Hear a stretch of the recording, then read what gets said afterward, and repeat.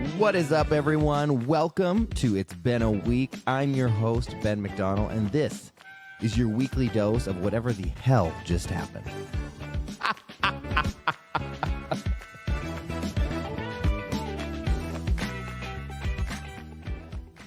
Hello, everyone. Welcome back to It's Been a Week. Ooh, I'm looking good today. If you are watching this on the YouTube, I just got my Botox. My Ozempic has fully kicked in.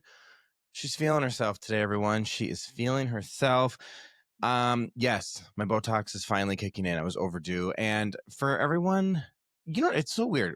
Everyone's on fucking Ozempic, right? But people don't want to tell people they're on it. They just think that they magically got skinny. I'm like, we all know. Just own it. Just be like, yeah, I'm on the shot. Speaking of the shot, I would actually like to take credit. I started the shot. And no one is going to believe me on this, but I started this like 3 years ago, and I got on it, and I was telling everyone, I'm on this shot. It's this fat shot, and you just like lose all this weight. It's amazing. 6 months later, everyone's on Ozempic. Everyone knows Wegovy, Ozempic, Mounjaro, but I was on it before we even knew what it was called. So I just want to put that out there that I started the trend. I was the trend setter of, what are they called? GPL1, GLP1, whatever the fuck they are. Everyone's on them. Everyone's looking skinny. Anyways, this week, you know what is driving me up? It's driving me crazy, and it needs to be like on blast. Has anyone ever tried to get a hold of anyone that works at UPS or FedEx? Have you ever tried to call and get a hold of a customer service representative? It is fucking impossible. I had to ship a package, right? And it happened to be coral for my fish tank, and it was alive. So it's actually getting shipped to me. So it has to be overnighted. It has to be like priority overnight because it's alive and you can't, obviously. So it's very expensive to ship that. And because of the Texas heat and the weather and all the things, I have it shipped to the FedEx hub so that I'll just go there at 8 a.m. I'll be there. I'll pick it up. So it doesn't have to sit on the truck. And, because fun fact, I have a friend who works for UPS. Do you know that they don't air condition those trucks? So if your package is anything that is like perishable or anything that can't handle extreme temperatures, whether it's cold or hot, and it gets put in like the back of the van, good luck. He's told me how crazy, like people pass out. It gets so hot. So fun fact, little reminder for everyone. If you ever have something that it needs to be at a certain temperature, hold it at the FedEx or UPS office and go pick it up. So anyways, I wanted to make sure I was doing this correctly because there was it was overnighting it. It was the shit's alive. It's going to this office, whatever. So I just wanted to call FedEx and just make sure, hey, is this all done correctly? Because their website is confusing as fuck. You have to to make a shipment, you have to join FedEx and then have an account and all. There's 7,000 steps, and their website is from 1924, and it doesn't fucking work.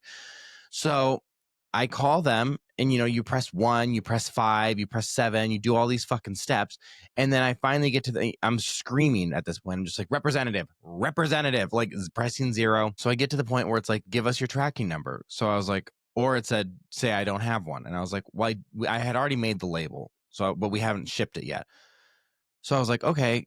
I gave him the tracking number, and it literally says, this label has been created, and that is all the information that our representatives can give you. There is no need to speak with someone. Goodbye. And it hung up on me. And I was like, what? So I call back again, press 5, press 1, press 7, do the whole thing. And then I'm like, I'm going to say I don't have a tracking number because then they can't pull that shit, right? So I say, I don't have one. Then they go, if you don't have a tracking number, you're not a FedEx customer. Goodbye. And it hung up on me. So then I call again, and I'm pressing 1 and 7 and 5 and all the fucking numbers, and I'm just like, representative. And then it puts me on a hold, and it goes, we just, thank you for your patience. And I really hate when businesses or anyone says thank you for your patience. Here's the deal. I'm not being patient. I don't have a fucking choice because I can't speak to someone. As soon as someone gets on the other line, you're going to realize how impatient I am. I hate when someone just says, thank you for your patience. No. You're assuming I'm having patience for you. I have zero fucking patience for you. It's crazy. I'm like, what? No, it should be like press 1 if you're being patient, press 2 if you're angry. It is like, what? No, I hate that phrase. Thank you for your patience. I like, get fucked. Anyways, the package made it here. The coral's alive. But I just think it's ridiculous. A business that is as big as UPS or FedEx, that you can't talk to someone. And it's also not cheap. Like, you pay a lot of money for shipping. So let me speak to somebody. This was like it was like $160 to ship this thing. Let me speak to someone about my fucking shipment.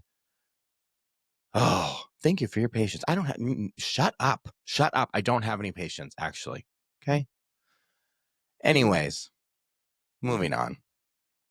Our guest today, you guys, I am so excited. I have been a fan of hers for such a long time. I think she is just so fucking funny, and I have been looking forward to this interview for a long time. We've been trying to get it all scheduled and figured out, but she is here today. You guys are going to hear it now. I can't wait for you guys to listen to this. So let's get into it.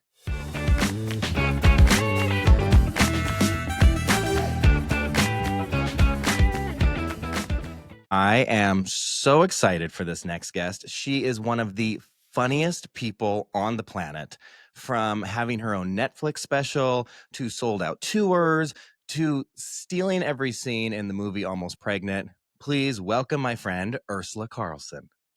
Hello. And can I just say, it's kind of pregnant, but 100% of people call it almost pregnant. Did I just fuck that up? Yeah, you said almost pregnant, but it's good because every single person calls it that. It's like, it's just one of those things. Like, I'm on this TV show in Australia. I used to be in New Zealand too, called Have You Been Paying Attention? No one ever gets the name right. They go, I love you on Have You Paying Attention? Or I have been paying attention. And I'm like, yeah, you are literally doing, saying this show is about paying attention. You can't get it right. And now this kind of pregnant. And it's just funny how people just lock something in their heads and they go, that's what it's called. So Because I'm kind of glad that you did that, so other people don't feel like absolute dickholes when they say it wrong. That's funny, because I've been talking to people about this movie.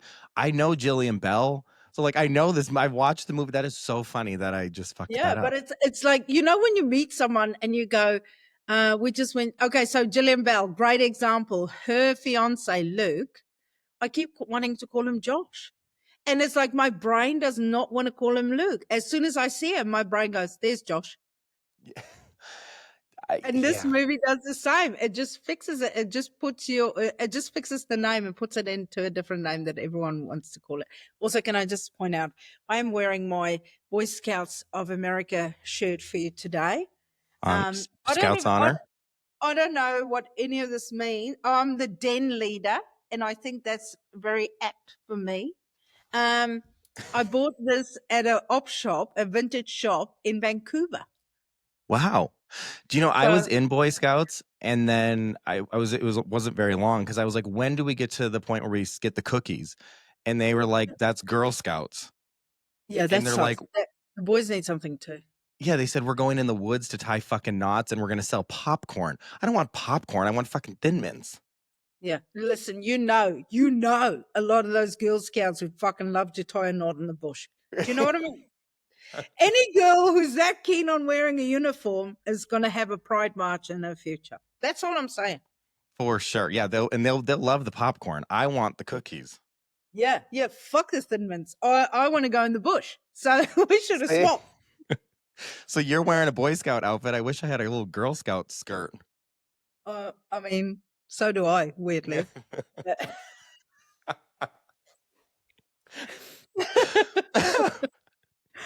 Oh my gosh. Okay, so people are turning off en masse right now, going, fuck these two. Oh my God, I love it. So now that we've gotten past that, I fucked up the name of the movie you were in, which we'll get to. And hopefully I can remember the correct title. How's your week been? It's been really good, actually. I just got back from, because it's school holidays here. It's our winter holidays, as you have summer at the moment. And so every winter I take my kids to an island holiday, because we live out here in New Zealand, which is close to all the little islands in the South Pacific, like Fiji, Vanuatu. So this year I took them. The last 2 years we've been to Fiji. This year we went to Vanuatu, and it was amazing. We were snorkeling on the reef while it's still there. You know, before we boil the earth to a point where everything's just white underwater. It was beautiful. We loved it, and then got back and yeah, back to it. Isn't that? It's so sad about the coral. We're literally destroying the planet. Yeah, I met a guy. His name's Pete, and he works in Australia with a coral reef, and they're trying to, man-made reef, trying to save some of it. He goes, but within the next 10 years, it'll be gone. That's So, crazy. That's yeah. really sad. So you're in New Zealand, Yes, I live in Auckland, in West Auckland, in the mountain. but you're from South Africa. Yes, So how do I you go moved from to New Zealand South when I was Africa to 30. New Zealand? Um, I used to live in the States first. I think I was just always destined to move, like in my heart, if you ask me, I go, I'm a homebody. I just want to stay at home. But honestly, the last thing I ever do is stay the fuck at home. Um, so in my early 20s, I moved to the States. I actually found my driver's license yesterday, my Texan driver's license. It's so funny. Well, you were in Um, Texas? I was in Texas. I used to live in San Antonio, just off Fort Sam Houston. Um, and I loved it. I love Texas. Even now, I performed in Dallas and in Houston. And whenever I performed anywhere else in the States, I go, I just did Texas. And they go, why? And I'm like, listen, not all of them are fuckwits, Um, Not all. there's a lot of warmth in that state too. A lot of people that are just truly fucking amazing. Unfortunately, they're mostly being deported now. But um, no, I mean, I had a great time. And then I went back to South Africa, and then I was like, I want to move, but not the States, because culturally we're so different, even just in our sport. I like cricket, I like rugby, so I'm like, I want something culturally that's sort of on the same level. And then, of course, Australia, New Zealand is very similar. But then, and I worked for the newspaper in South Africa, and there was an ad in the paper that said, do you want to immigrate? And I thought, I do. And I said, why not New Zealand? And I thought, well, I can't think of one reason why not. So 3 months after I saw that ad, I was on a plane on my way to New Zealand, and that's how I came to live here. And Wow. I've been here almost 20 years now. Do you miss South Africa? Yeah, but I go visit all the time. I'm going back next year to go tour there. And the thing is, like, everyone's always like, why aren't you touring South Africa? And the God's honest truth is, I've been too busy. I've been too busy touring everywhere else and trying to build a foundation. And I thought, South Africa's home. I'm always going to be welcome there, but they don't know me in the States. They don't know me in Canada or the UK or wherever. So I've tried to build a bit of a platform there. But now I'm like, I'm ready. I want to go perform in South Africa. I've only ever done 2 gigs in South Africa, in Johannesburg. I was on holiday, and I promised my ex-wife I would not work, but because I have a real problem, I can't stay away from work because I love it. It's not work. And so as soon as I started posting that I was in South Africa on holiday, these 2 brothers who own a comedy club in Johannesburg, they were like, you're in the country, you should come and do a couple of shows. And I went, after I put the kids in bed, I will. And so I just dashed out there. I did 2 nights, 2 shows, and it was just, I mean, not my own show. I was just on the bill with other comics. I think I did 20 minutes or 30 minutes. But oh my God, it was so much fun. So yeah, I do miss South Africa, but I do go visit. And the nice thing about going now is I go in with dollar and I can spend a lot of money there, because if you're coming from the States or whatever to South Africa for a holiday, you're going to have guaranteed the best holiday of your entire life. Don't believe people's bullshit. You always hear people, oh, it's so violent, it's so this, it's so. Of course, it's a country with problems because there's a lot of unemployment. Whenever there's unemployment, there's problem, right? But the warmth of the people, it's, like, you're going to have the best time. And because your dollar is worth so much, you can afford to stay at the best places and have the best transport and have and the food is everywhere is just amazing. You can literally go eat food in a shanty town, which I have. And it was just mind blowing. The food is amazing. What about for the gays? Are we safe to go there? Yeah. I am a homosexual, and I'm not a quiet homosexual. You know? No, you're safe. You're fine. Yeah. Actually, South Africa legalized gay marriage 10 years before New Zealand did. So, and Well, New Zealand's the progressive. route Yeah. we're on, we're about to lose it here in America. So Oh yeah. I mean, I don't think we should. Let's talk again in 3.5 years and see how America's doing then. we'll do a follow-up episode.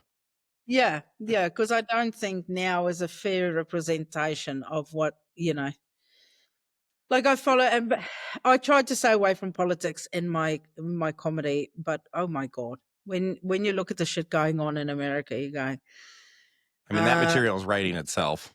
listen, I mean, I envy political comics who can just go in and go talk about. I don't, because I get so. Even yesterday, a woman was having a go at me because I don't take a political stance on my social media platforms, and I said, "Bitch, this is a comedy page, not a soapbox." Right. And then she goes, I don't take a stance. I also don't um you know carry on about gay rights or trans rights, but I'm very much for both of those things too, and women's rights. But I feel like people should just be able to see it in the way I conduct myself. Well, I think, yeah, I mean, your post, first of all, your Instagram page is my favorite Instagram ever. Like when I'm bored, like if I get up in the middle of the night and can't sleep, I'm literally sitting there in the toilet and I'm just scrolling through your Instagram. I'm Your there for you. videos. I'm slowly prolapsing from sitting on the toilet for too long. Thank you. And I'll never forget the one. I think one of the first clips. I mean, if you guys are listening, you don't follow her, you need to go follow her immediately. One of the first clips that I just died. I think it was like the LGBTQI plus, and it was about all the letters, and you're just like, yeah, we don't fucking know either. I don't know. I don't know. When I meet someone, I have that same panic when someone comes up to me and I'm like, oh Christ, I don't know how to address this person. I I know. don't. And then I always say to people when they go, well, I don't know if it's a they or a them or a him or a he. I go, yeah, I mean, the key is just be respectful. Right. Well, The yeah. minute you're a dickhead, and if you have anyone who, especially, it's hard when you have a friend who's gone from, say, she, her, and now they've gone non-binary, and then you keep defaulting to calling them her. And then you go, I'm so sorry. I'm so sorry. And I actually spoke to a friend of mine and I said, listen, this is really hard for me. I keep fucking up. And they went, yeah, but you keep saying, I'm so sorry. I fucked up. And then we fix it. And then they go, the big thing is, they go, I still fuck it up about themselves. They refer Right. to themselves as she. She goes, it is hard. And I'm like, okay, good. I'm glad it's not just me. Like, I feel like I should know better, but I can't. Like, my brain just goes, don't say that. Say her. Look, I support everyone. I don't care. Gay, straight, lesbian, trans, non-binary, all of it. But what is Yeah. confusing is if someone's like non-binary and then, you get a knock at the door and you go, they're here, and you go, who? And you're like, James. And you're like, well, who else? Like James and who? Because you said like they're here. So like I would think there's two coming. Yeah, there's a crowd at the door. Yeah, no, it's just Yeah. so that it sometimes gets a little confusing. But Yeah. again, I'm all about it. Be whatever you want to be. I really don't give a fuck. But I do at times get confused, like with all the letters, and we are coming for all these letters. And I think you Yeah. said in your thing, we're coming for the numbers next. Yeah. And there are times, sometimes I find it funny. It's like you're either straight and you're here in this box, and Yeah. if you're anything but that, you're all put over. We're all put into this one Yeah. group over here. And I'm like, not that I don't support and love you all, but we have completely different life experience. I have a completely different Yeah. experience than a trans person Yeah. or a Q or an A or a plus. Yeah. Yeah, I Yeah. almost think out of all of that, the lesbians have it the easiest. I'm just going to say it. I think we have, because I think also if you and I go into a room full of very hetero people, and you say, you come out, because we come out every day, multiple times a day, and then you go, I've got a husband or a boyfriend, whatever. People immediately, and I don't know why, but people immediately go to what we do in the bedroom. They don't just go, "This is who you love." They picture what you're doing to that person. Like Penetration. we don't meet Karen and John and go, no, but they do. And you know what? I think because it's a lot more palatable to picture two lesbians than two men together. People, especially men, are like, no, no. And so in that sense, I think lesbians have it, whereas bisexuals or pansexual people find that shit very confusing. So they're like, make up your mind. I'm like, well, actually, they don't have to. And this is a chat that I had with a gay friend of mine in New York recently. He said the hard thing, like he's married, he's got a husband. And he goes, you know what's hard? It's like when you grow up and you know, those little boys who you can clearly see as gay, or the little girls who you can, at the age of 3, go, yeah, she's going to love comfortable shoes and check one day. Or she's going to buy a Boy Scouts of America shirt at an op shop. You're sort of put in a box immediately. Like people treat you like, you know, those girls who are tomboys, right? You know, that's code for this little dyke is gonna, you know. But then you're sort of in that box, and then you come out, and everyone's like, "We know, we've always known," you know. And then you go through your life, and you're like, "Okay, I am this person." But then, say in your late 40s or 50s, you go, "I don't think I am that person. I think I've sort of almost been conditioned to be that person." But I might be, and that's why, I mean, it is very fluid anyway, but it's hard. I'm like, you know, that's why I always say, I say lesbitarian and not lesbian, because I find it so difficult to just identify as a sexuality. I don't think you should. Like, that's who you fuck. It's not who you are. Right. You know, like if you're married, like to a guy named John, you don't introduce yourself as John to everyone. Why do we Right. have to why do we have to introduce ourselves as a sexuality? It makes no sense to me. I don't understand that. But you're right, because when if you go meet a straight couple, I immediately think, I wonder what their house looks like, or oh, I wonder Yeah. I wonder what they're driving, or I What wonder are what, the Yeah. yeah, do they have kids? This, but yeah, you're right. With a gay couple, they immediately go to, oh, I wonder who's fucking who in this. Yeah. You know, the amount of people who go, my auntie actually last year in Afrikaans, because that's my first language, they go, so you know, a girl dog is a bitch, as you know, Mm. but we say wyfie, which is girl. And then for the boy, you know, it's Rian. So my auntie asked, who is the wyfie and who is the Rian? Like, who's the boy, who's the girl? But in animal terms. And I said to her, excuse me? She goes like, who between you is the girl and who's the boy? And I'm like, it's because she wants to know who's the dominant one in the bedroom, like who wears the strap on, or who, you know. And I go, it's not like that. Like, yeah, I mow the lawn, but I also do the cooking and the washing. I was like, Right. actually, I do fucking much. I should break up with her. But um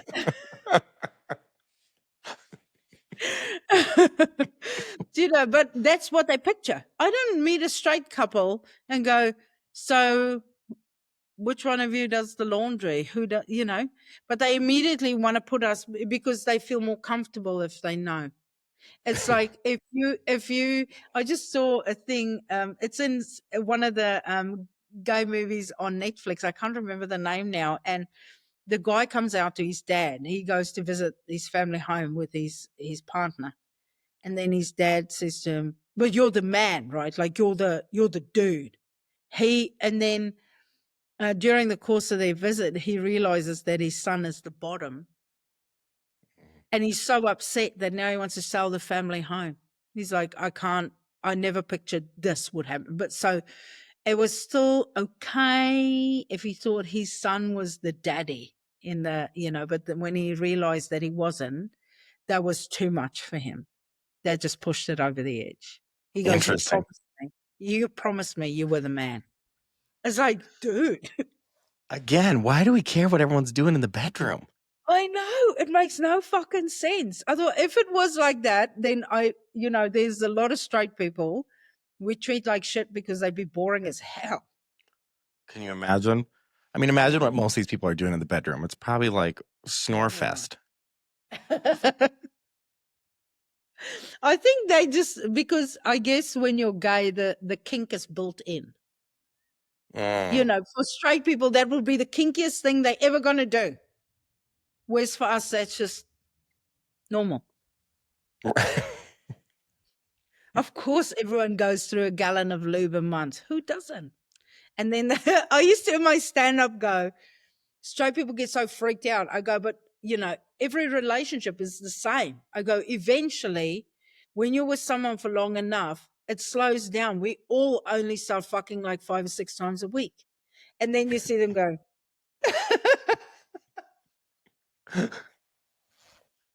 It's got to slow down eventually. it's got to, you know, like the handbrake pulls up and then it's all you, before you know it, it's 5, 6 times a week and, you know, gets real monotonous.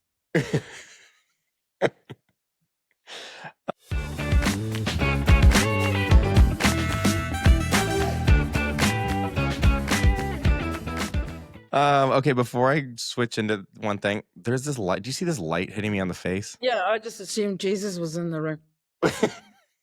It's I'm like gonna a try to. light penis in your mouth. Look I at know. that. You know, funny story about that. Before I fix this, I dressed up as Jesus for Halloween, Yeah. and because I used to have really long hair and I looked like Jesus, it offended so many people. They wouldn't. I had people un-RSVP from our Halloween party when they found that I was dressing up as Jesus. I Yeah. go, look, I'm not. They said that they thought it was so offensive. I go, I'm not walking around with like nails in my hands and blood. It was a respectful Jesus. I It turned was my after. seg. I came back. It was after the 3 days. Yes, and I turned my Segway into a cloud, and Yeah. it was beautiful. And then I even danced to. I started playing Cher's new Christmas album, and I broke our dining room table from dancing on it. Nice. Okay, so like I said, you are literally one of my favorite stand-up comedians. You're so funny. Did you always want to do stand-up? Were you always this funny? I didn't want to do. I mean, I didn't really know stand-up was a thing. I used to work in advertising. Like, so I worked for the newspaper in the advertising department, then moved to New Zealand, worked in advertising. And then I met this guy, Leon, who's a massive stand-up fan. He's English. And he used to say to me, "You're very funny. You have to go do stand-up." And then he's the one that booked me in to go do stand-up. And he organized like 70 people from the agency to come and do stand-up and, you know, to come watch me do stand-up. And then I just got hooked on it. And people kept booking me for gigs. And before I knew it, I was just full-time stand-up. It was great. Because So this is in my mid-30s. because you're just so funny in the way that to me, when I'm watching you, it just feels like you're just telling stories. And I know that there's so much more that goes into it, but it's so natural and you're just like telling these stories and they're so fucking funny and it's just so relatable. And it's like, I mean, how do you even come up with this stuff? I literally just take what has happened to me or things that I've seen and just tell that story. Like everything in the shows that I write is all stuff that has happened or things that I like something small would have happened and I just blow the story up. I'm like, you know, like my mom always said, you get 2 types of people in this world. You get the type of person who sees what's happening and the other type of person who wonders what just happened. But then I think you also get the person who looks at it and go, what's the funniest thing that can happen? And I think that's like I look at every scenario, even going through airport security, and I'll go, imagine if I had a dildo in here and they keep sending the thing back and forth, back and forth. And then I'm like, oh my God, this is about my dildo in the bag. And then they go, can we check your bag? And I'm like, yeah, there's a dildo in there. And then I just go, we're going on an anniversary. And, you explain the whole dildo thing. And they go, okay, but do you have tweezers in here? Like you blow this whole thing up and it's not what you think it is. So just things like that. And I guess, like my whole family, everyone is really funny. If I think about people in my family, if we had to put money on someone becoming a stand-up, I would be the last one probably because everyone is very funny.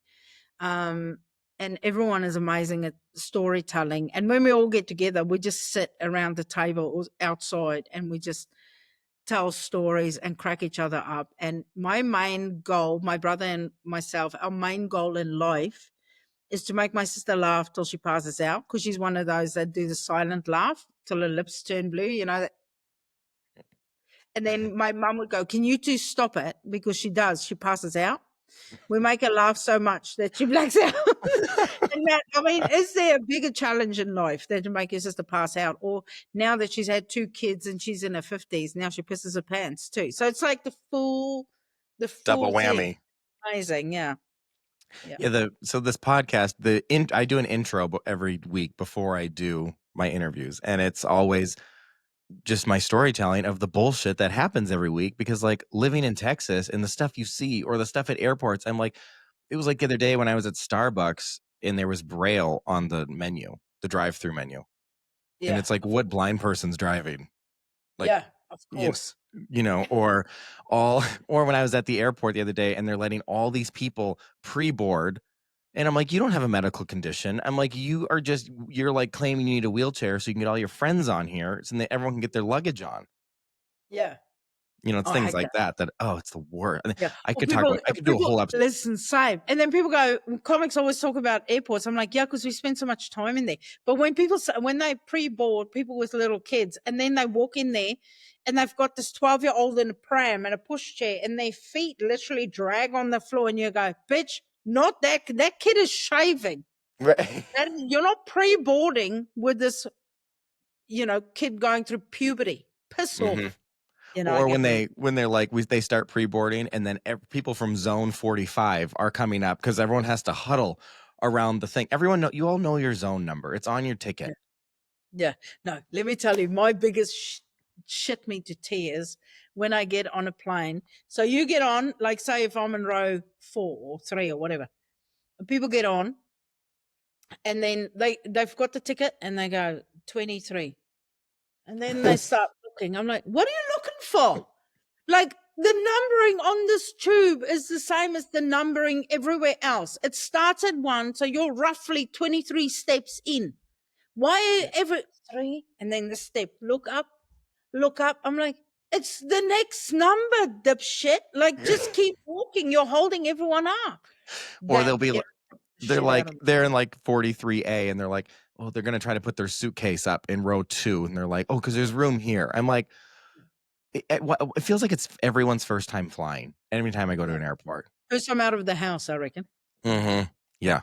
It's Yeah, crazy. yeah. No, I cannot. Listen, can I tell you what is the worst thing I've seen? Because I thought about it last night. I'm like, what's the worst thing that I saw on this tour, this North American tour that I was on?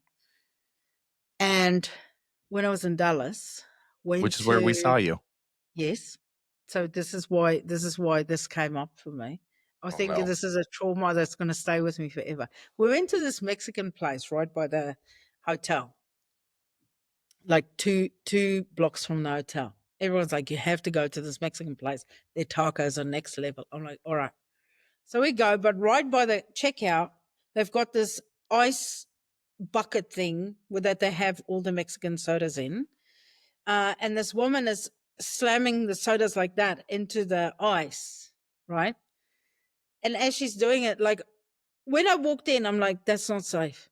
She's literally slamming it into the ice, and she slams the bottle, and it breaks, as you can imagine, because she's slamming it into ice, and she slams that whole thing into her arm, and she cuts her arm.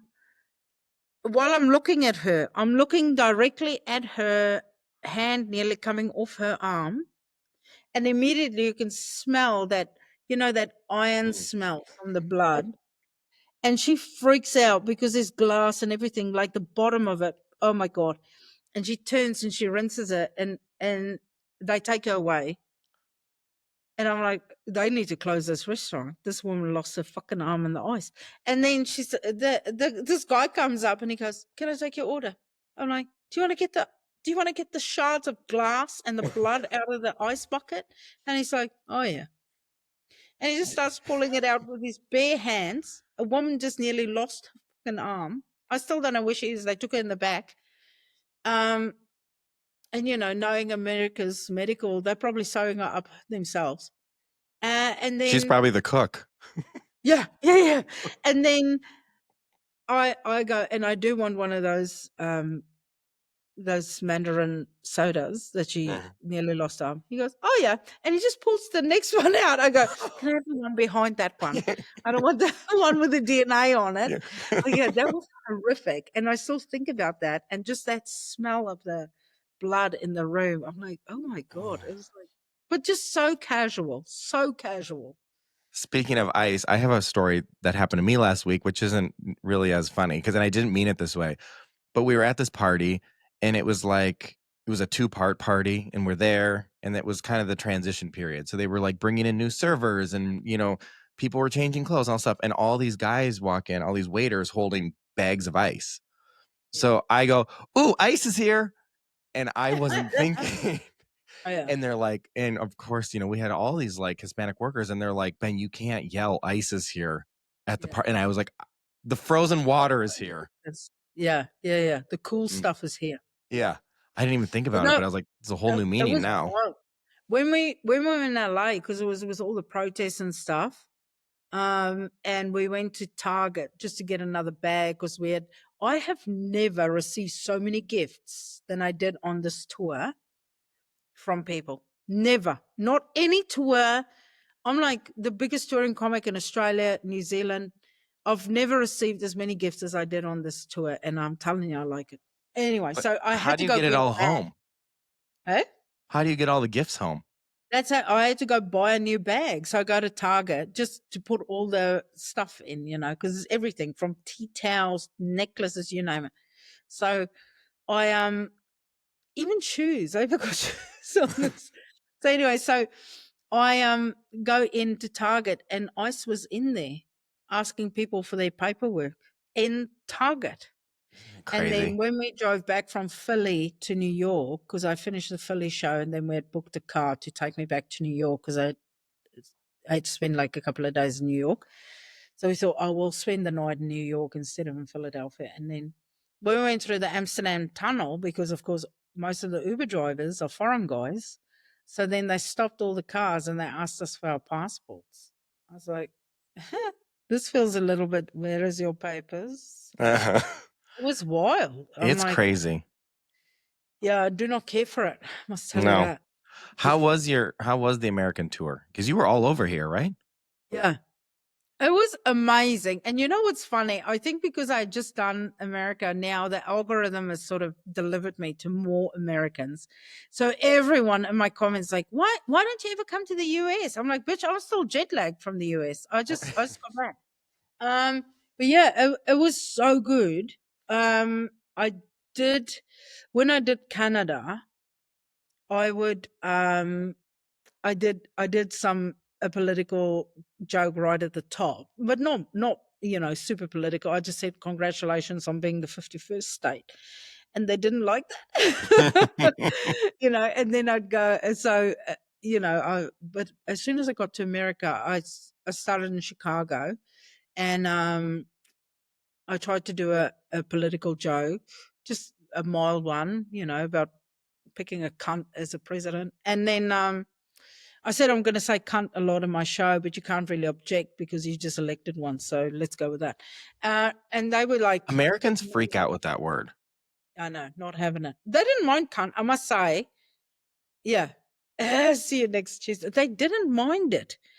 Or if the people who did, also, I think once they're in the show and you sort of go along with it, like, I think if you just see little snippets, like some people go, you swear too much, like there's too much swearing. But once you're in the room, it's like being at a sports event. Like you can go watch anything. I can take you with me to cricket and you've never seen cricket. But after an hour, you'll be so swept up and you're like, yeah, get it. And Like, you're in it. and yeah, once you're in that mode, it doesn't feel as much. But yeah, if you just see the clips of me going feral, you're like, wow, she's really got a mouth on her. I just Um, love the word cunt because I feel like, fuck has kind of lost some of its oomph because people use yeah, it now for so many different meanings. yeah. And I mean, I say cunt all the time, and I've had people tell me, they're like, you swear way too much on your podcast. I go, well, it's my fucking podcast. And Yeah, also, no don't do one's that. holding you at gunpoint to listen to it. Yeah. Yeah, don't be a cunt. Don't be a cunt. Yeah, I love it. I love, and I get the same when people go, you're too filthy. I go, then I'm not for you. I'm not for Exactly. everyone. And if you find that offensive, I'm definitely not for you. But you know what? There's a lot of people who don't, it's just words at the end of the day in your language. And for other people in other languages, it's just a fucking sound. It's not even a word. Why are you being offended by what a word? How soft cock are you? Like, grow up. Don't Be a give a fucking what? Yeah, how can you give a word that much power? It's crazy. Yeah, I don't understand it. But people love to be offended about it. And I'm not talking about, because I do think like the PC gone mad thing, people go, oh, it's PC gone mad, poor comedians. I'm like, no, I'm with that. If you think political correctness is ruining comedy, you're a cunt. You're someone who likes to punch down. Political correctness have never affected my comedy because I don't punch down. I don't need to make fun of people with disabilities or sexuality or religion or, it's only when you do those things that you're affected by it. But Right. I'm not affected by it because I don't do that. But yeah, no, swearing is honestly, it's just fucking words. And it's the same as like when you mispronounce someone's name. I've got a difficult name. So people always go, I'm sorry, am I saying your name right? Or I think I've been saying your name wrong for years. I go, honestly, I don't even hear it. I don't give a shit. Did I say your name right? Because I didn't say your movie right. I don't even know. Say my name. Ursula? Yeah, close enough. Ursula. Yeah, so it's Ursula. Ursula. Because Ursula. there's a Z in there. I know. But like my grandmother used to say Ursula, which is the proper way to say it. But that's a lot. I don't even like that. That's quite harsh on the ears. Ursula. So Ursula. Ursula. Yeah. But I'll then work on that. no, please don't. I always say it's like Ursula, like in The Little Mermaid, the octopus, which my son, when Melissa McCarthy played Ursula, my son, we in the cinema, and he was still like 5 or something. As soon as she comes on, he goes, "Mama, that's you!" But loud, the whole cinema. I go, "That's not me." He goes, and then they go in the movie. Someone goes, "Ursula." He goes, "That is you." So he thought I was a liar. But my daughter was the same when she was little. Whenever she'd see Melissa McCarthy, she goes, "That's you." How many kids do you have? 2. Wow. Imagine I said 6. Fuck, that'd be a lot. You're like Aqua Mom. Yeah. Just ping, ping, ping, flinging them out. No, I've got 2. My daughter's 12 and my son is 8. Wow. Do they ever come with you on the road? Yeah, all the time. When I was filming Kind of Pregnant, they came over to New York. Sat on set for a bit. They loved it. They've been literally all over the world. By the time my son was 2, they'd been around the world twice. Because Wow. I'd go to Edinburgh, because my ex is Scottish, so we'd go to Scotland, to the UK, to Europe, to the States. Whenever I did Just for Laughs in Montreal, all of us would fly to LA. I'd leave them in West Hollywood for that week. Then they would, do all the Hollywood things, and I would fly up, go do Just for Laughs, fly back, spend another couple of days in LA. Then we'll go to Edinburgh or to South Africa or wherever from there. Well, they've seen So the yeah, world. they have, yeah. And I try and take them, like even now, we're in July, and they've been to the Gold Coast. They've been to Australia 3 or 4 times with me this year, and to Vanuatu. And then in September, I'm filming a sketch show, and they're coming with me. Yeah, they just, whenever I get the opportunity, I never work school holidays. So I always, and if I do, like during the movie, I had to work a school holiday. So then I just fly them up to wherever I am. And long weekends, if I'm here, if it's within like 4 or 5 hour flight, I fly them to wherever I am. Nice. Yeah.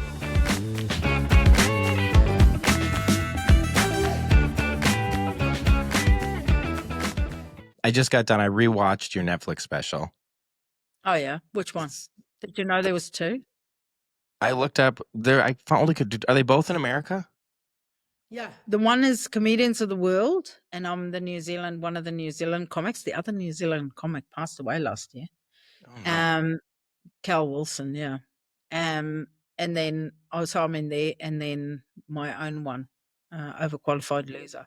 Yeah, that I just watched the loser one. So funny. Yeah, yeah. Are you I gonna? love How did you? I mean, how do you go from doing stand up and like to get to a Netflix special? That's like a huge jump. That's like big. Like, So how does that I come to be? I got picked to do Comedians of the World by, the Netflix scouts just came to Australia, saw me at the festival and offered me this half an hour special as part of this thing where they were trying, to do Comedians of the World from like 32 countries. So I got a half an hour special off that. And off that, two of us, one is me and a guy from, I think, South America somewhere, got a full 1 hour special after that. But again, the Netflix gals came out to Melbourne, and I was doing a run at the Melbourne Town Hall. And what I would do after the show, I always go outside, and see the audience. Whoever's still loitering around, I'd hang out with them. But I used to go in the foyer of Town Hall and just have photos of people in a chat. It was keen because there was space for it. So this night there was like more than an hour of, the meet and greet was like longer than the actual show. And people would just come and I'd hang out. And then at the very last, there was like 4 or 5 girls and they're all American, and I heard the accents and they were the last ones. And I go, "Oh, you're American? Are you here on holiday?" And blah, blah. And they go, "No, we're from Netflix."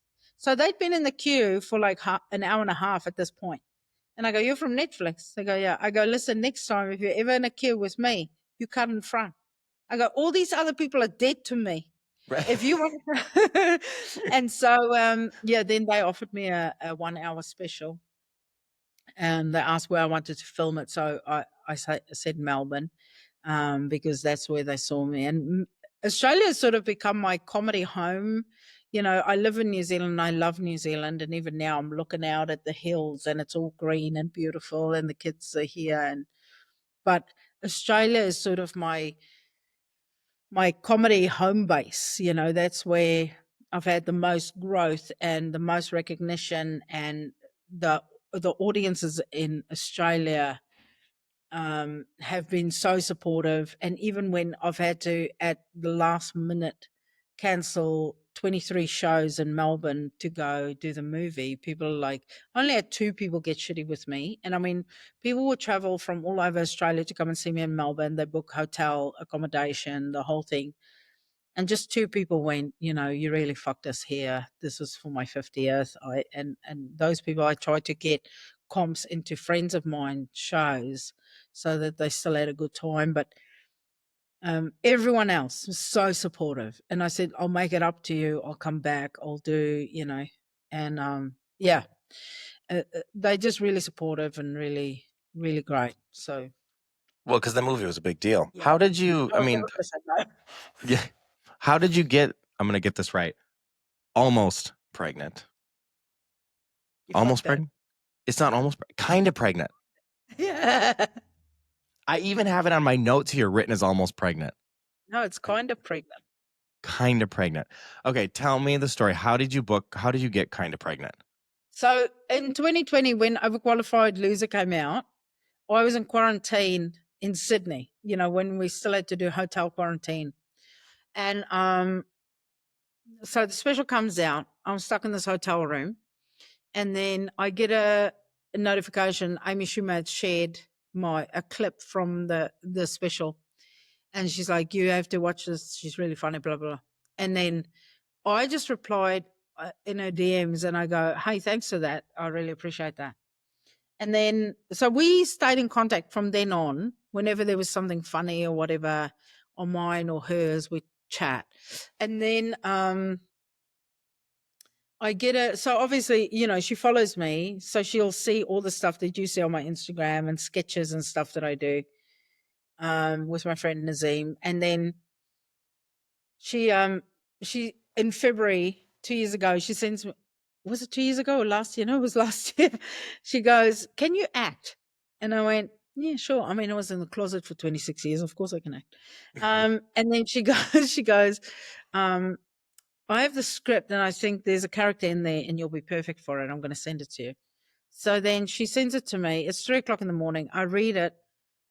But then my son comes in at 4 and I, I'm like, "Oh, I gotta can this because I gotta get them off to school in the morning too." So he gets in bed with me. I switch everything off and I go to sleep. 7 o'clock in the morning, Amy's messaging. She's like, "What did you think?" I go, "I think it's perfect. I mean, I'm just being mean to kids and I walk around the school vaping. This is perfect." And she goes, "All right, we're gonna do a read through." And so I go, "Okay, I just need to get my kids off to school." So I get the kids off to school, and then she Zooms me with the director, Tyler Spindell, um, who did The Wrong Missy and a few other things. And so I do this read with him, and he's like, "This is great." So I do an audition 2 days later on this very laptop. And then as I close the laptop, I just hear, "Well, you've got it. If you can sort it." I go, "Thank you." And I just close the and then, yeah, so I got the role, and then I had to get a visa, which everything was just so quick. Like I say quick because I didn't really have to do it. My manager's assistant and my assistant, they did most of the paperwork, and I just showed up for the interview at the embassy. And then, yeah, about 2.5 weeks later, I was on a plane to the States and I went to do the movie. It was just, it honestly was like a dream. Like that's why I say, whenever I'm in the States or you're in New York or LA, you will definitely meet someone who's trying to make it in the movies. And I'm like, you should just do it. Yeah. Be But I mean, it's like, is it Amy Polo who goes, "No one wants to hear the struggle story. They just want to hear that success story." I think it's her that said it. Like, but of course it's years of working and being in the industry and doing sketch shows and doing all of the things, and then this kind of came up, this opportunity, and it was just wild. And I loved every minute of it because most of the people in that movie was either been on Saturday Night Live, still working with them. They're all amazing comics. Um, I just had the best time.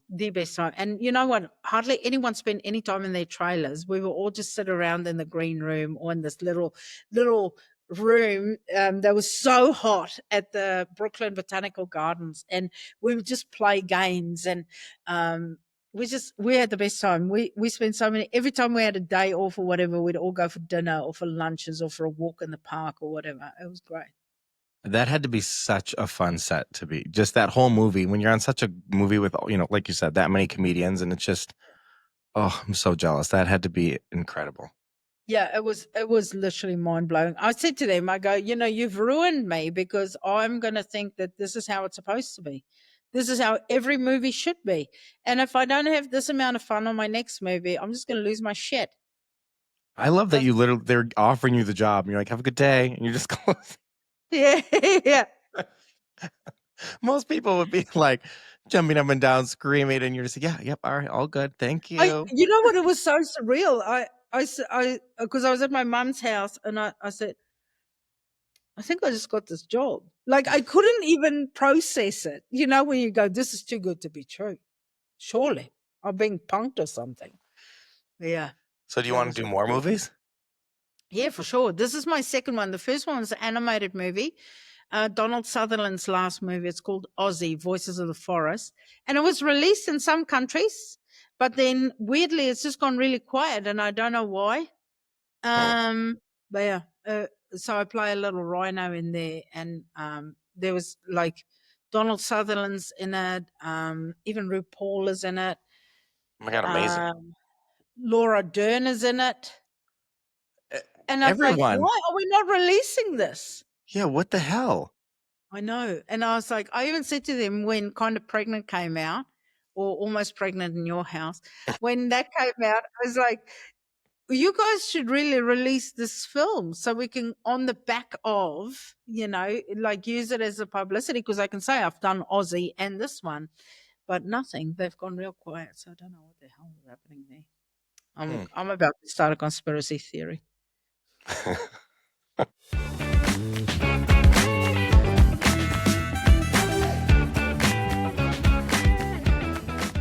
Okay, so do you have anything coming up? What can people start to see you in? What's going on? Look, I mean, I'm just filming sketch shows, and I'm doing another Taskmaster. Do you know Taskmaster? Like Now, I Ticketmaster? know your followers will know Taskmaster. It's a TV show. It's all over the world. They tried in America, it didn't work. But every city in North America that I went to, I went, who here follows me because of Taskmaster? And there was a big chunk of the audience every night that did. So I'm about tomorrow. I start filming Taskmaster Australia, and I'm the only contestant ever to do 2 countries. So I'm also the only contestant to ever break a bone on that show, but that's a different story. Wait, you broke a bone? Yeah, I broke my collarbone. I had to have surgery. I've got a plate with 19 screws in my shoulder because I'm really bad at risk assessment. And also, I think I can achieve things which I really, really cannot. What were you It- wait, you can't drop that and then what were you trying to achieve when you broke bones on the well, show? the task was come up with a dumb idea and for an extra 10 points, execute that dumb idea. Now, I'm 50 years old. I can just have a cup of coffee after 3 o'clock in the afternoon, and then I won't sleep for 2 days. But I didn't do that. What I did do was I built a ramp with 2 tires and a marine plywood and a driveway of a farm, which, it's quite steep and it's gravel. It goes down. And then I built this ramp, but just with this bike, which we literally hand tightened the bolts, which I know it sounds dangerous, but I do have very strong hands. Like I can pick it up like a six pack. Anyway, so then I went down lucky I put a helmet on. I went down um the steep driveway, hit the ramp, the wheels sort of came off, and then I fell, knocked myself unconscious, and broke my collarbone in 3 places. Oh. Yeah. And you're And I back said, and now you're back. yeah, yeah. But now, because before then, they didn't have a safety officer on set. Normally, they have a safety officer go, we need to cover these wires, we need to do that, do not jump off that. But we didn't have one for our episode, which is, I'm in episode 2, season 1 of Taskmaster New Zealand. So if you want to watch it, go watch that. I But do. yeah, season 2. So I'm season 2. Sorry. Yeah, New Zealand Taskmaster. You can watch it on YouTube, or if depending on where in the world you are, you'll find it. But after I broke my collarbone, now we've got a safety officer for every episode. Everything you do, the safety officer is there. So Because of you. I basically made it safer. Exactly. For everyone else. Yeah. I always have stuff coming on, and I'm touring the States again next year. People just need to go subscribe to my website, and then you get an email if I come to your area. Okay, well, I'm going to link all of that in the show notes. I'm going to link your website, your social media. You guys, you have to follow her on Instagram. I'm telling you, it is like it's the best. You can just scroll for hours, and it's like its own it's its own stand up show. Just watching it. Come on, TikTok too. TikTok. I will link all the things. Yeah. Urzila. How did you? Urzila. And from Kinda Pregnant, from her Netflix specials, from her stand-up tours, from Instagram. Thank you so much for being on. It's been a week. I have been looking forward to this interview for so long. You make me laugh so hard all the time, and I just thank you so much. No, thank you, and thanks for having me on it. I had a great time. And for everyone else, I'll see you next Tuesday. Thank you for listening to that episode of It's Been a Week, but don't touch that dial because it's not over yet. Get ready for the after show. Been there, done that with AJ. Well, we're going to get AJ's take on whatever the fuck I just said.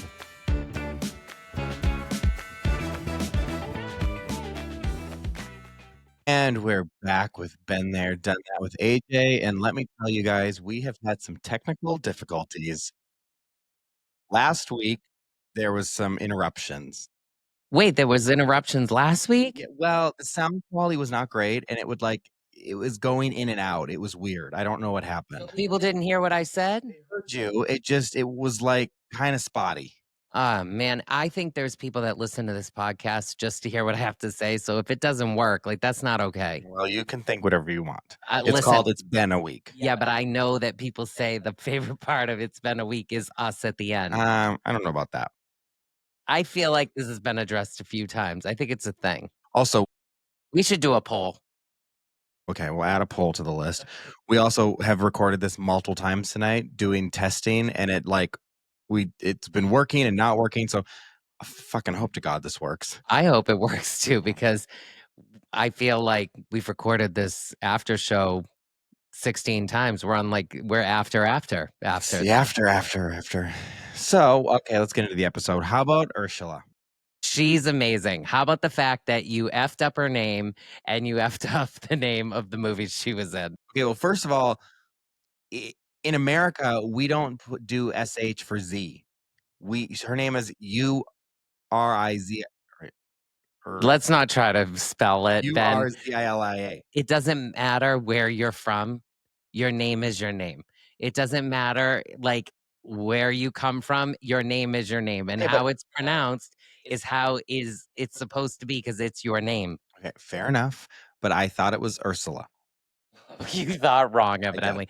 And you also thought her movie was Almost, when it's kinda. I believe I did it twice. Yeah, because you even when you did it later in the episode, you're like, "Okay, I'm gonna get it right," and you do it wrong again, you're like, my notes, they said this." I'm like, "Yeah, your notes are wrong, boo. They've been wrong the whole time." The notes are wrong. The notes are fucking wrong. I was like, I couldn't believe I said it twice. And I was like, but almost pregnant, kind of pregnant. Well, she said everyone screws it up. Yeah. But as someone that has her on your podcast, you need to get it right. I know. And her name. I know. But you know what? She was a good sport. She rolled with it. Yeah, because she's hysterical and she's cool. And that's like what I think is partly the most amazing part about her is when you were talking about when you see her, when we saw her in Dallas, when she performs, it feels so easy. Like she's A storyteller. Like she just tells stories and it's just so fucking funny. it's like Caroline and her, I want them together on stage because they both share that quality where it's just this ease of humor that you can sit back and just enjoy listening to everything they say because it's just funny. You're talking Caroline Ray. Yeah. Yeah. I already texted her and I said because they need to meet and they both know of each other. I'm like, Yeah. When she comes back to America, I'm connecting them because I think they would do amazing together. Yeah. I think you had said this earlier in one of our 16 previous tapings of this after show that it's not like she's driving to the punchline. Like it's just constantly like this humor. And yes, you get to the point and it's really funny when you get to that moment, but it's all funny. It's just like you can enjoy the joy of her. It's not like, storytelling. it's not so much like boom, boom, boom, joke, boom, boom, boom, joke. It's just, she just tells these stories and also the accent helps because it's just so funny. Like everything she says is just funny. Kudos to having her on the show. I think it's amazing. It would have been fun if she could have came up to the ranch when she was here. She wants to come when she comes back Yeah. for her next tour. I'm like, you have to come to the ranch. Yeah. And no, I mean, she's a big deal though. I mean, so like Netflix specials, sold out tours. Like she's toured all over Europe and America, and she's the biggest touring comic in New Zealand and Australia. And I know, I was so happy that she wanted to be on the show. It was great. Yeah, I think it's amazing. And I think it's great for folks that don't realize your podcast is listened to around the world. So there are going to be people in other parts of the world that have more of an understanding who she is and are going to really enjoy that. It's just really funny that she said, she finishes this American tour and leaves and goes home. And then all these Americans are like, when are you coming to America? I mean, I posted her clip the other day on my story and everyone's like, oh my God, I love her. I'm like, why don't you go see her? Also, I have so many listeners actually in Australia. I think it's my third biggest country. There's like America. I think it's America, UK, and then Australia is the third biggest region of listeners. Yeah, well, I bet your friend Lexi or ex-friend Lexi isn't listening anymore. I've never said her name on the podcast. Oh, well, there you go. You've said it in other ways. I mean, I tagged her on Instagram. Okay, so speaking of more scandals because we know you love scandals. Talked about that one a handful of times. Oh, wait, I have to say one more thing. Yeah, Can we make it known for all Americans and for all people? yeah, It is pronounced Melbourne. okay. It is not Melbourne. I mean, the amount of people who are like, I want to go to Melbourne or Melbourne, it's Melbourne. You've Okay. heard it from her mouth. I've heard, I mean, it is Melbourne. It is not Melbourne. Thank you, Ben. Clear that up. We are happy to clear that up. And you know what makes it even more enjoyable? That you pronounced her name wrong. You had the wrong name of her movie, but now you're going to tell us how to pronounce I also this said city. unpatient instead of impatient. You sure did. Yeah. I heard that. But you know what? You're doing a good job. And you knew what I meant. You knew what the point I was trying to get across. Yeah, it's the emotion behind it. The words sometimes just aren't right. Sometimes people just pronounce that city incorrectly, but we're gonna crucify them for it, aren't we? Yeah, Yeah. they need to pronounce It's it fucking right. Melbourne. Didn't you want to bring up Ozempic too? Oh yeah, you remember that because we've said that a handful of times already this evening. Let's go back to your opening. The opening was great. Fuck FedEx, and I created Ozempic. I mean, come on with FedEx, Ben. The problems that you have in your life, please. But it's ridiculous. I know that is ridiculous, and yes, I know that it's annoying, but you have a lot of. No, you're the biggest bitch when it comes to customer service representatives. Well, you wouldn't even get the opportunity because you can't even talk to someone. I am not a bitch. I am not at all. I feel like I go in really politely. And I think you might have referenced this. Were you talking? No, wait, was it you or was I hearing something about thank you for your patience? They're like, I hate when they say they're that. like, thanks for your patience. And you're like, excuse me, like, I appreciate you acknowledging that I'm being patient, but you are making me have to be patient. Was that in this episode? Yes. Yeah, okay. 'Cause I don't even have a choice to be. They're like, we appreciate your patience. I don't have a choice to be Yeah, I patient. agree with that. And then by the time you get on, and then here's the deal. Like anything we do in life, no matter what your job is, you try to do it to the best of your ability. If you're in customer service, like you can't get on as a customer service person and already be aggravated. Like it just doesn't make sense.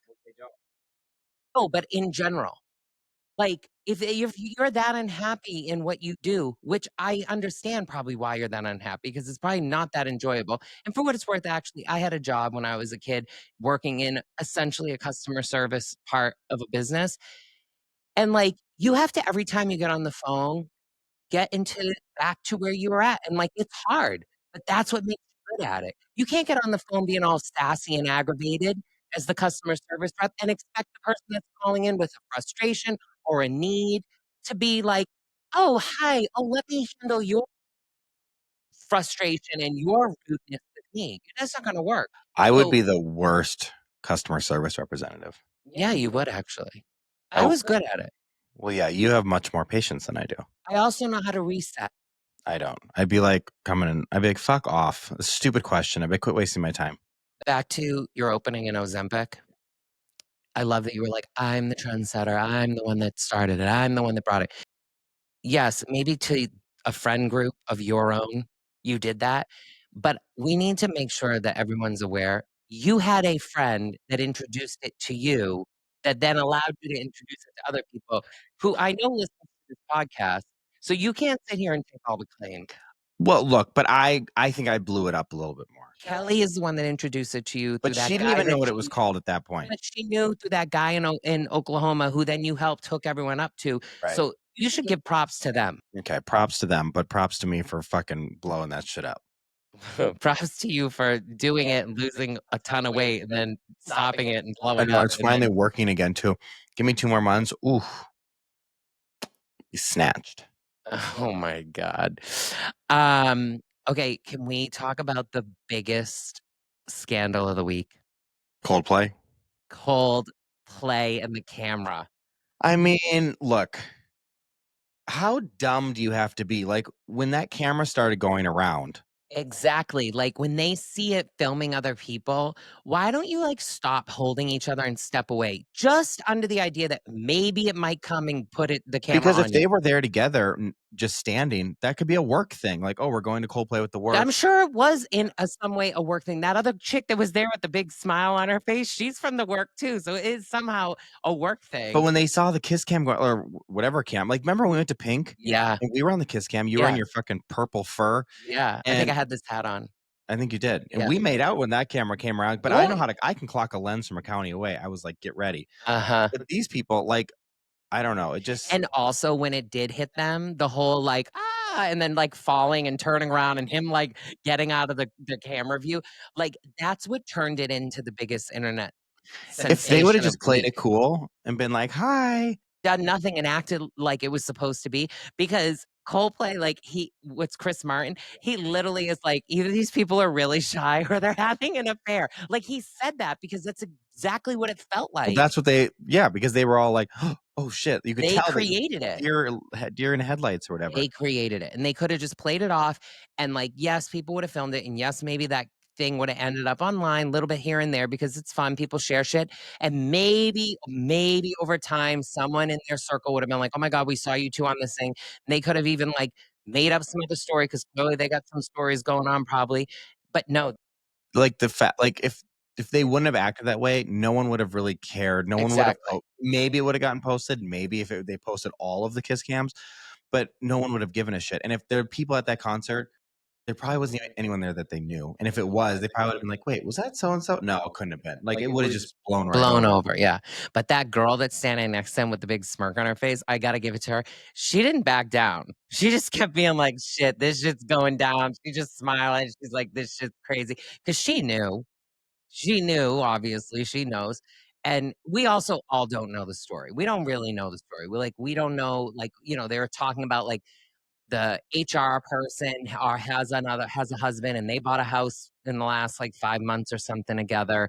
And then his wife, she took her last name off of social media because like she's trying to like distance herself or like not get involved. Who knows? Maybe she's got a boyfriend or some significant other on the side. And you know what? Like whatever with cheaters, you got to find out somehow. I mean, it's a great way to find out. It's a great fucking bing, story. Bang, boom, right? And at least she found out, and she's gonna get a great payout. I mean, I'm sure he's filthy rich. Well, who knows? But I will say the circulating statements of his, I think there's like 2 different ones or something, which I guess he's claiming are false or whatever. It's just like, this is the biggest story of the week. I hope he claims that they're not real because that was a terrible statement. He basically was like trying to blame Coldplay. It's like, dude, you're the one having the affair. It's just crazy how big it like overtook the internet. It is everywhere. It's like you go online, you go on Instagram, you're on LinkedIn and it's like all over LinkedIn. I mean, because it's like it touches there. It's like touching workplace, it's touching life. Yeah. So it's kind of wild. But I think you did a great job in the episode. I really love that she was able to be on because she's so fun. We need to go watch Taskmaster. Yes. And we need to watch her other special. But is her episode on or not on? Because remember she was saying it's on, but they don't show when she like hurt herself and became unconscious.